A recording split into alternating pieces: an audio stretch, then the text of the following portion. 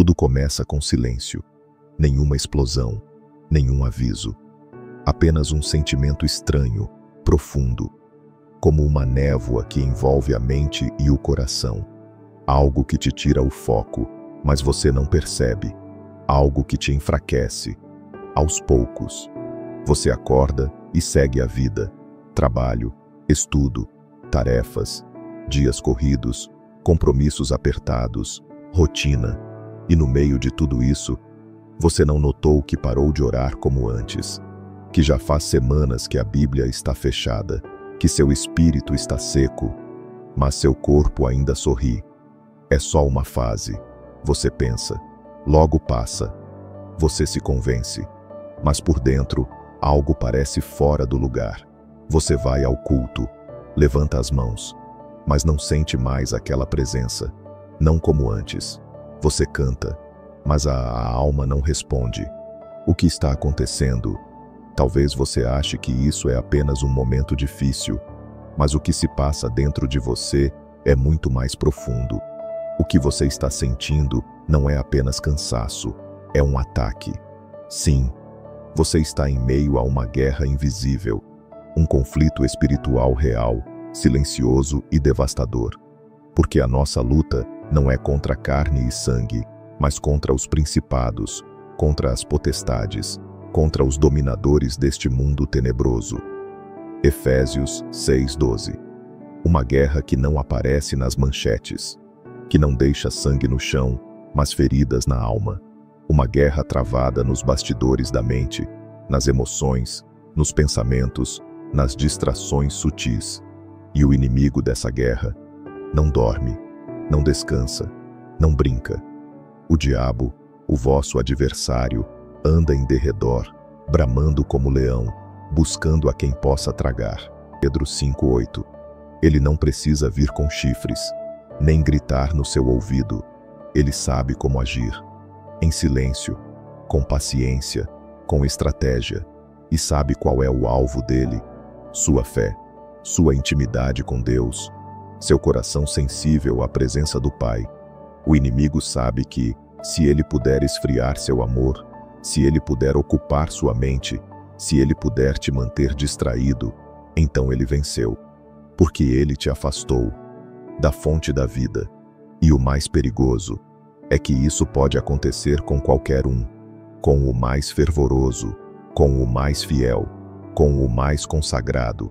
Basta uma brecha, uma pequena rachadura, uma distração aqui, uma dúvida ali, um pecado escondido, uma rotina pesada, e quando você menos perceber, já não sente mais a presença como antes, já não ora com fervor, já não jejua, já não ouve mais a voz do Espírito, só o eco do vazio.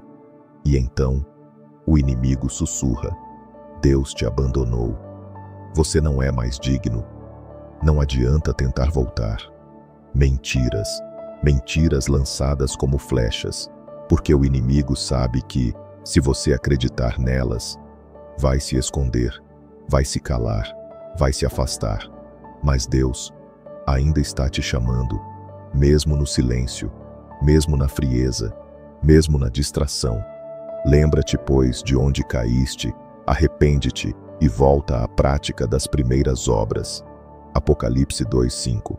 Hoje, você vai enxergar as armas do inimigo, vai entender as armadilhas, vai despertar do sono espiritual, porque há uma guerra acontecendo, e você não pode lutar essa batalha dormindo.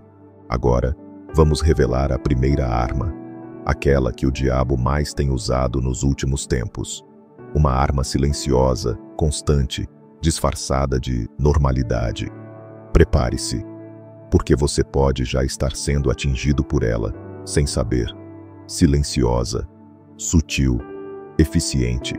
Assim é a primeira arma que o diabo usa contra você: a distração.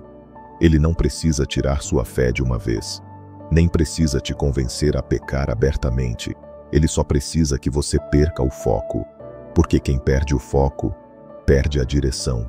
E quando você tira os olhos de Deus, é só questão de tempo até perder o caminho.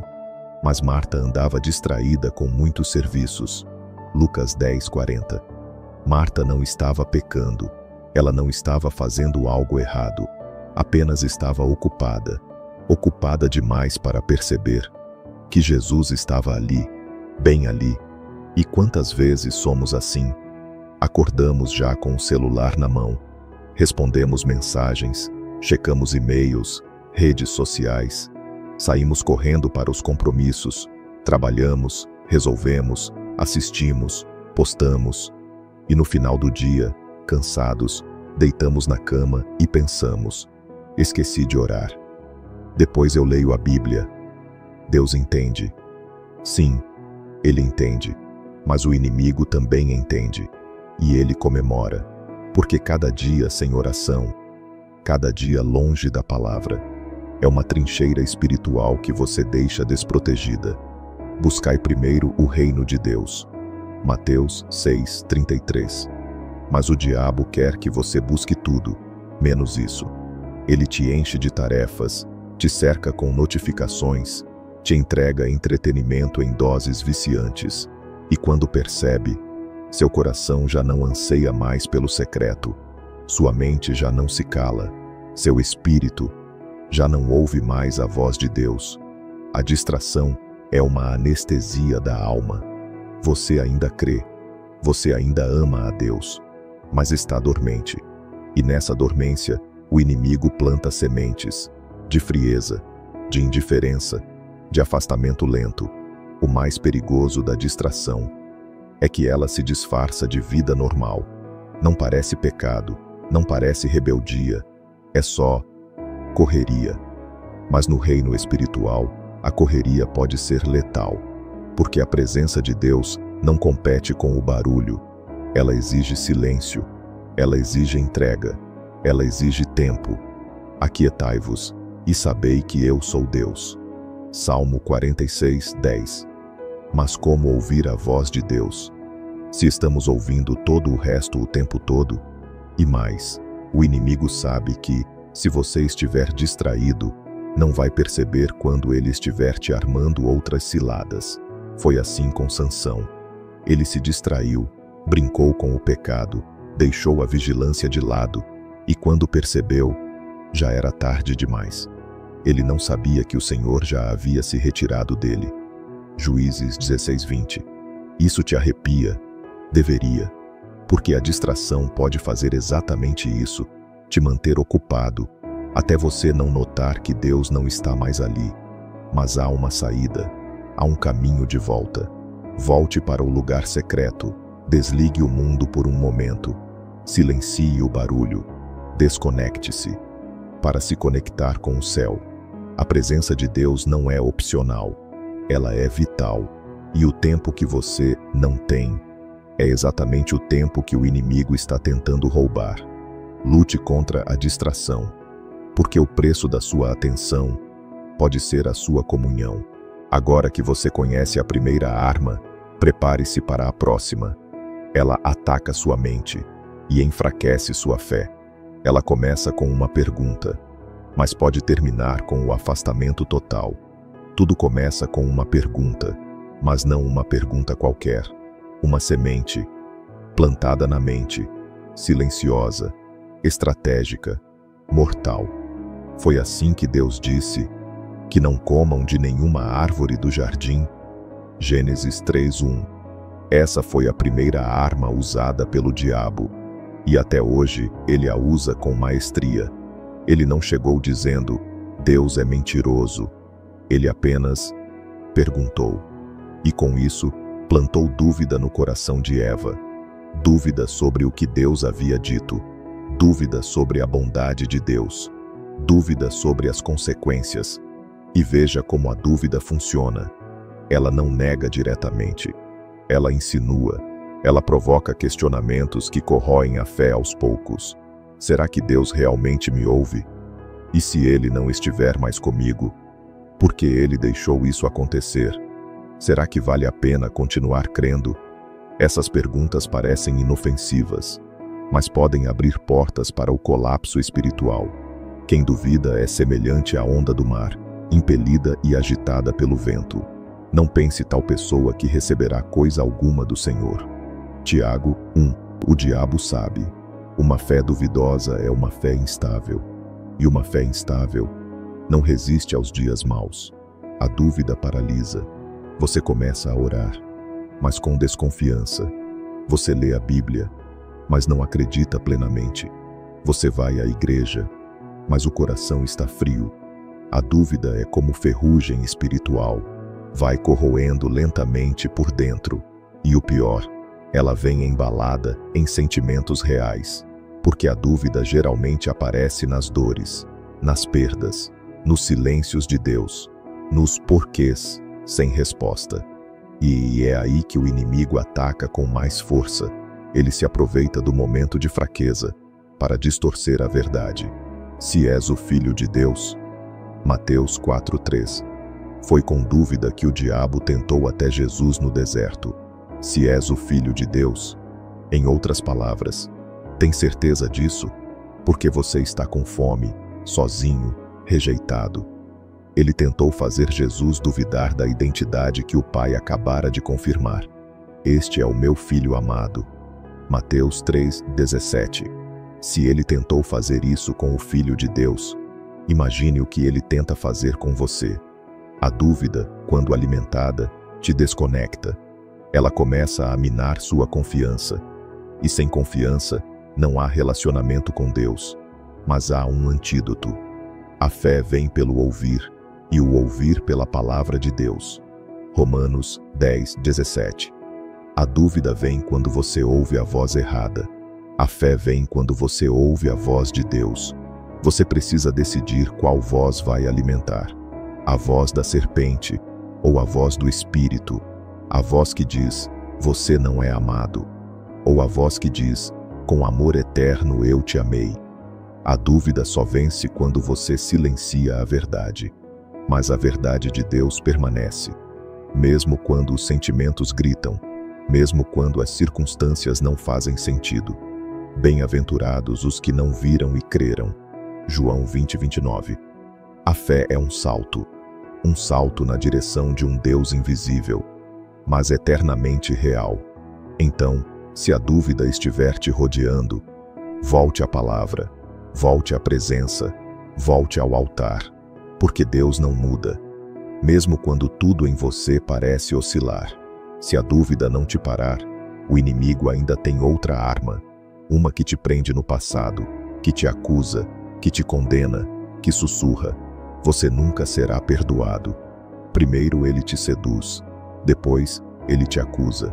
Primeiro ele sussurra, ninguém vai saber. Depois ele grita, Deus nunca vai te perdoar. Essa é uma das armas mais cruéis do diabo. A culpa. Não a culpa que vem do arrependimento sincero, mas a culpa que aprisiona, que paralisa, que te arranca a identidade. O acusador de nossos irmãos, o qual os acusava de dia e de noite. Apocalipse 12:10. O diabo é o acusador. Ele não apenas tenta você ao pecado. Ele vive para te manter acorrentado depois que você cai. Talvez você tenha cometido erros. Talvez tenha se afastado. Talvez tenha feito coisas que hoje te envergonham. E o inimigo sussurra, todos os dias. Você não é digno. Você estragou tudo. Deus não quer mais saber de você. E assim, você começa a viver como um ex-filho, como alguém banido da presença, como um pródigo que acha que nunca poderá voltar. Pequei contra o céu e diante de ti. Já não sou digno de ser chamado teu filho. Lucas 15:21. O filho pródigo sentiu isso, mas o pai o recebeu com festa, porque essa é a verdade. A culpa quer te manter longe, mas a graça te chama de volta. A culpa te joga no chão. A graça te levanta. A culpa te diz, fique longe. A graça grita, volte para casa. Mas o diabo insiste. Ele te lembra do passado, te faz reviver o erro 1000 vezes. Te impede de orar, porque você se sente sujo.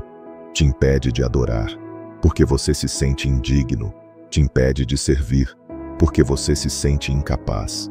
E assim, a culpa se torna uma prisão, uma cela que parece merecida, Uma voz que diz: você tem o que merece. Mas Jesus já pagou o preço, já levou essa culpa na cruz. Portanto, agora nenhuma condenação há para os que estão em Cristo Jesus. Romanos 8:1. Nenhuma. Não é menos condenação, é nenhuma condenação. Mas é preciso crer. Crer que o perdão é real. Crer que o sangue de Jesus limpa até o pior dos pecados. Crer que o arrependimento sincero é mais forte que qualquer queda. O diabo quer que você carregue esse fardo para sempre. Mas Jesus disse: vinde a mim todos os que estáis cansados e sobrecarregados, e eu vos aliviarei. Mateus 11:28. O peso da culpa não é seu para carregar. Ele já foi cravado na cruz. Quando você se arrepende e volta, o céu se alegra, o Pai te abraça, a condenação é cancelada. Mas o inimigo vai tentar te lembrar, todos os dias. E você vai precisar declarar: sim, eu errei, mas eu fui lavado, fui perdoado, sou filho e estou de volta.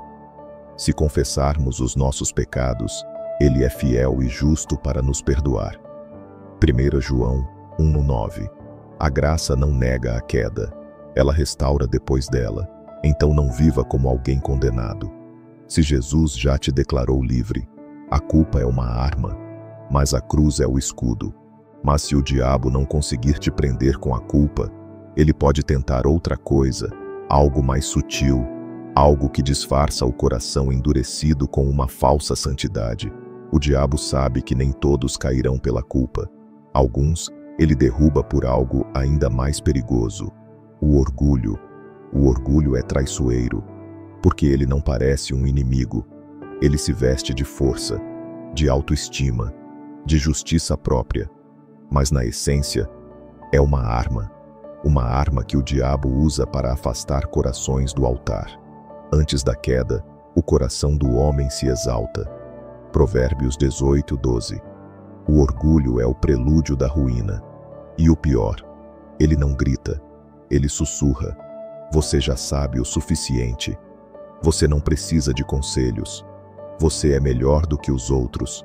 Você já está firme o bastante. E sem perceber, o coração se fecha, a humildade desaparece e a presença de Deus se afasta. Deus resiste aos soberbos, mas dá graça aos humildes. Tiago 4:6. Deus não ignora o orgulho, ele resiste a ele.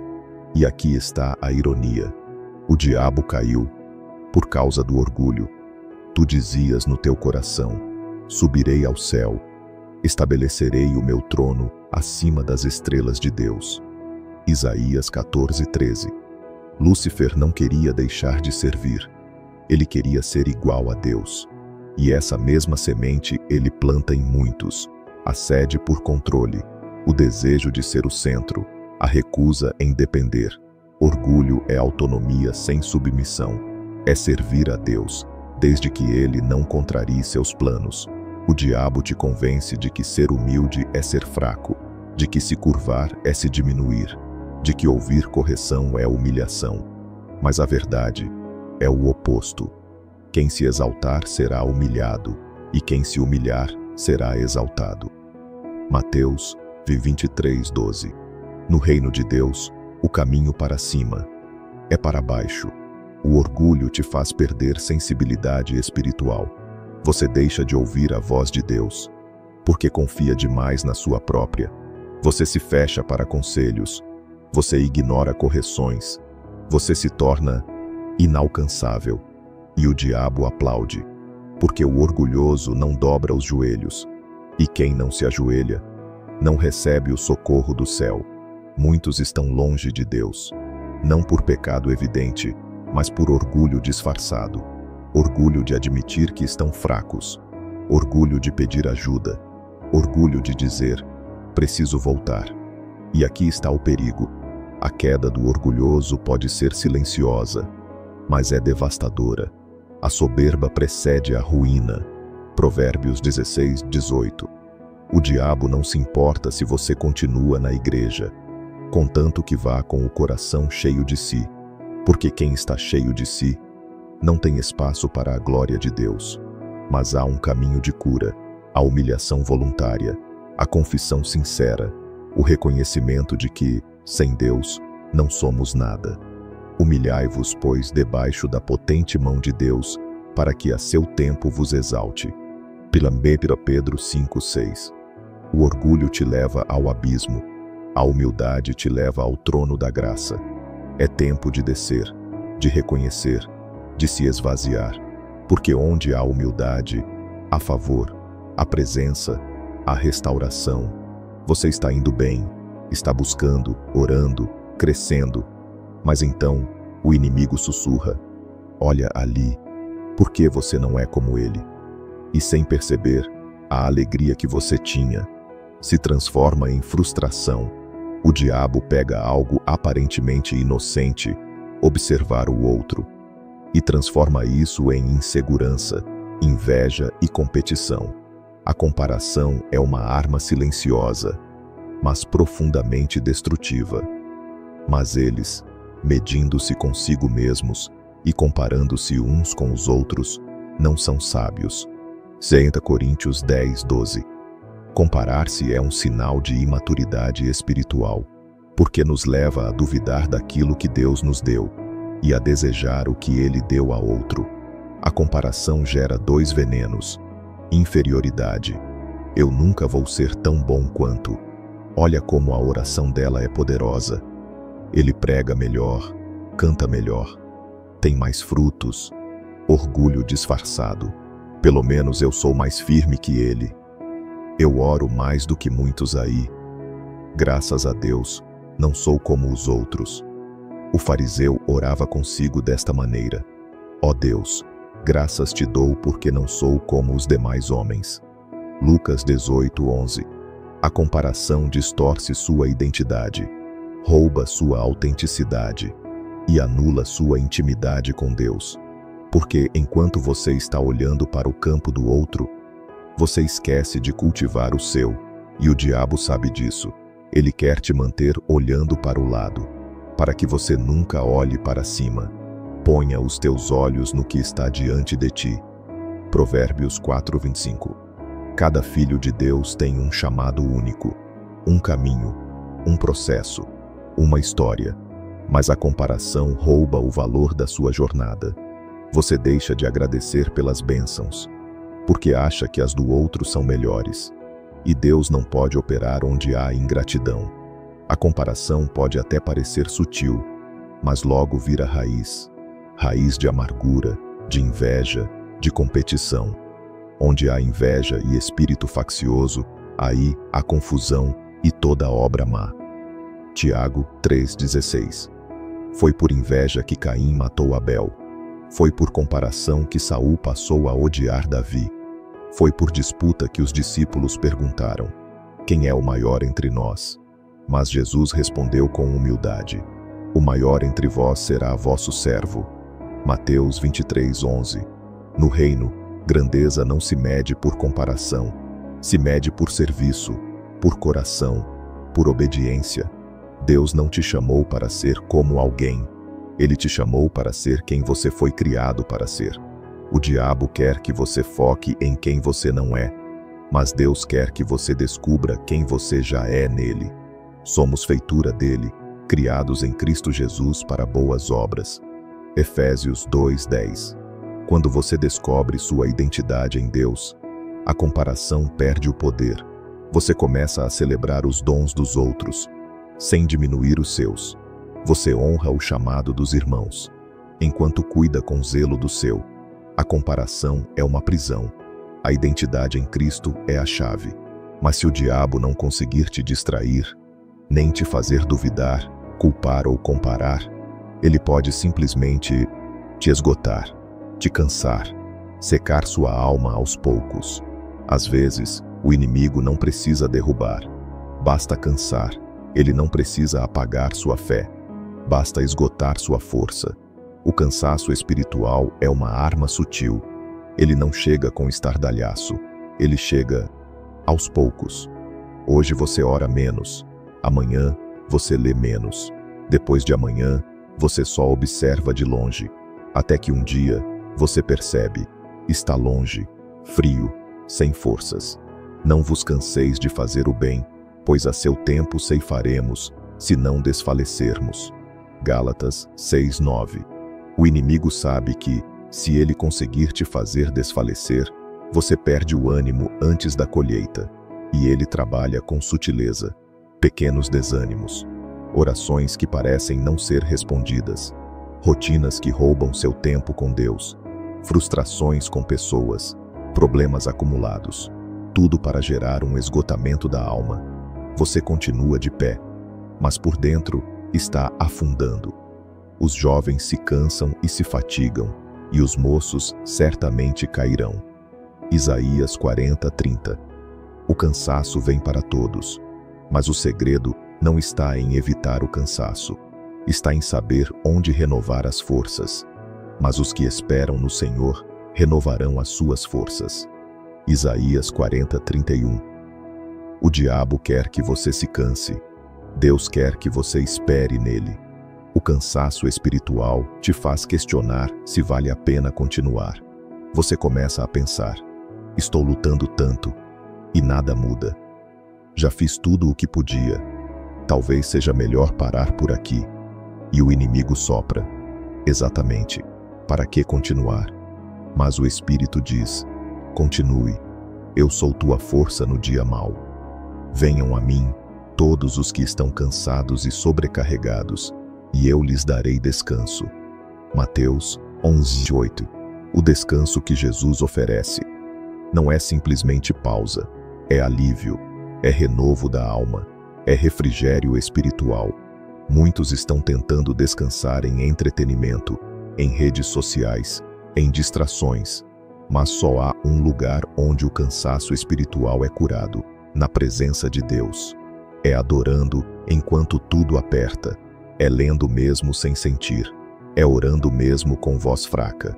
Porque é nesses momentos que Deus se revela como força, não força do braço, mas força do Espírito. Fortalecei-vos no Senhor e na força do seu poder. Efésios 6:10. O cansaço espiritual pode fazer você desacreditar, mas Deus ainda está escrevendo sua história, e Ele não terminou. Às vezes, a alma está cansada, porque está tentando carregar pesos que Deus não mandou. Você está tentando resolver tudo, ajudar todos, responder tudo, e esquece que você também precisa ser cuidado. Não é pecado admitir que está cansado. O pecado é tentar continuar sem buscar descanso em Deus. Em paz me deito e logo pego no sono, porque só tu, Senhor, me fazes repousar seguro. Salmos 4:8. Você precisa parar de lutar sozinho e voltar para o lugar onde sua alma se abastece. A arma do cansaço funciona, porque quem está cansado desiste mais fácil, desobedece mais rápido, esfria mais cedo. Mas você pode parar agora, respirar e dizer: Senhor, renova as minhas forças. Eu não quero fazer as coisas por mim. Quero andar no teu ritmo, com tua presença. E por fim, se nenhuma das armas funcionar, se você continuar orando, mesmo cansado, crendo, mesmo abatido, o diabo tem uma última carta, a mais silenciosa, a mais perigosa. Ele vai tentar te isolar. O diabo sabe que um crente isolado é um crente vulnerável, um alvo mais fácil, uma voz mais silenciosa. A arma do isolamento não vem com escândalo, ela vem com justificativas. Eu só preciso de um tempo. As pessoas não entendem. Estou melhor sozinho. Não confio mais em ninguém. E assim, aos poucos, o inimigo te afasta do corpo, do altar, da comunhão e, por fim, da presença. Ai do que está só, pois caindo, não haverá quem o levante. Eclesiastes 4:10. Deus nunca projetou você para caminhar sozinho. Desde o Éden, o Senhor disse: não é bom que o homem esteja só.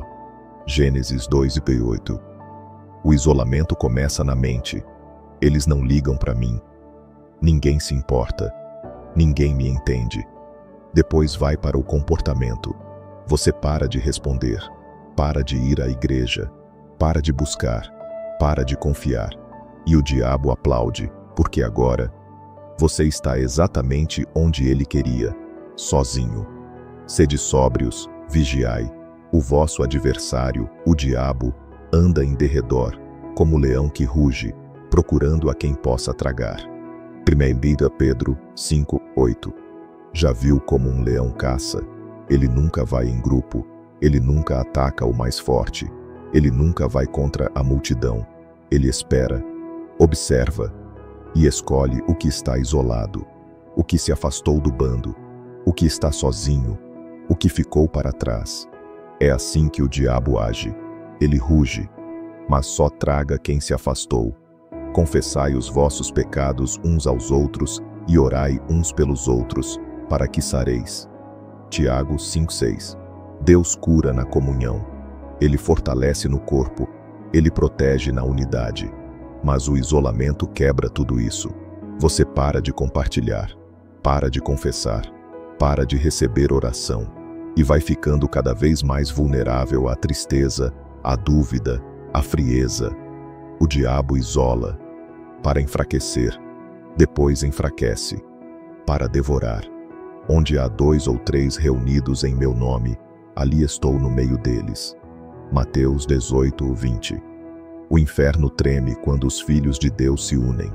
Por isso o inimigo tenta nos dividir. Mas entenda, a comunhão não é apenas estar junto fisicamente, é estar ligado espiritualmente. É ter com quem contar, é ter para quem abrir o coração, é andar em luz com alguém que te levanta quando você cai. Levai as cargas uns dos outros. Gálatas 6:2. Você não foi chamado para carregar tudo sozinho. Se o inimigo tentou te isolar, é porque ele sabe o que acontece quando você está em unidade. Deus age, a fé se multiplica, os dons se ativam, a esperança se renova. Se você se afastou, volte. Se está se sentindo só, clame. Se perdeu a comunhão, reconstrua. A arma do isolamento só vence se você aceitar o silêncio. Mas hoje você pode romper com isso. Pode enviar aquela mensagem, pode voltar para a casa do Pai, pode se reconectar ao corpo de Cristo. Quão bom e quão suave é que os irmãos vivam em união. Salmo 133:1. Deus se move onde há unidade. O diabo reina onde há isolamento. E agora que você conhece cada uma das armas, distração, dúvida, culpa, orgulho, comparação, cansaço, isolamento. O que fazer com tudo isso? Como se proteger? Como resistir? Agora que você viu tudo isso, entende como o inimigo age, como ele observa, como ele calcula, como ele ataca. Ele não aparece com chifres e tridente. Não se apresenta dizendo: "Olá, vim te afastar de Deus." Não, ele vem com distrações sutis, dúvidas silenciosas, culpas disfarçadas de arrependimento, orgulhos camuflados de autodefesa, comparações que corroem aos poucos, cansaço que seca a alma, e por fim, o isolamento, onde ele tenta apagar o resto da sua chama. Tudo com um único objetivo: te afastar da presença de Deus. Porque o diabo não tem medo de crente famoso, de crente ativo, de crente eloquente. Ele teme o crente íntimo de Deus, aquele que, mesmo caído, corre de volta para o Pai. Aquele que, mesmo cansado, continua orando. Aquele que não troca a comunhão por conforto, que não troca o altar por distrações. Chegai-vos a Deus, e Ele se chegará a vós. Tiago 4:8. Essa é a chave, essa é a proteção, essa é a armadura verdadeira, a presença. Porque a presença de Deus expõe as mentiras, restaura a identidade, cura o coração ferido, renova as forças do cansado e coloca de volta em pé aquele que estava prestes a cair. Aquele que habita no esconderijo do Altíssimo, à sombra do Onipotente descansará. Salmos 91:1. Se você habita, o inimigo pode até tentar, mas não consegue te destruir. Ele pode soprar distrações, mas você está firme no propósito. Pode lançar dúvidas, mas você está firmado na palavra. Pode tentar te culpar, mas você já foi perdoado no sangue. Pode tentar inflar o orgulho, mas você está quebrantado diante do trono. Pode te fazer comparar, mas você sabe quem é em Cristo. Pode tentar te cansar, mas você se fortalece no Senhor. Pode tentar te isolar, mas você é parte viva do corpo. Revesti-vos de toda a armadura de Deus, para que possais resistir no dia mau. Efésios 6:11. A armadura não é uma teoria, é prática, é decisão, é renúncia, é presença. E o mais lindo de tudo é que você não luta sozinho. Há um Deus que luta por você. Há um Espírito que intercede com gemidos inexprimíveis. Há um Cristo que já venceu por você. No mundo tereis aflições, mas tende bom ânimo. Eu venci o mundo. João 16:33. E porque ele venceu, você pode vencer também. Então agora, pare um instante, respire, feche os olhos e declare: Senhor, eu volto para a tua presença. Eu rejeito toda distração, toda dúvida, toda culpa. Eu renuncio o orgulho, a comparação, o cansaço e o isolamento. Eu escolho permanecer contigo, porque é na tua presença que eu sou forte, que eu sou livre, que eu sou teu. Se Deus é por nós, quem será contra nós? Romanos 8:31. O inferno pode se levantar, mas quem habita na presença não será abalado. Que essa mensagem te desperte, te levante e te leve de volta para o lugar de onde nunca deveríamos ter saído, a presença de Deus. Compartilhe com alguém que precisa ouvir isso. E lembre-se, não lute com as armas do mundo, lute com a presença, porque na presença há vitória. Na tua presença há fartura de alegria, à tua direita há delícias perpetuamente. Salmos 16:11.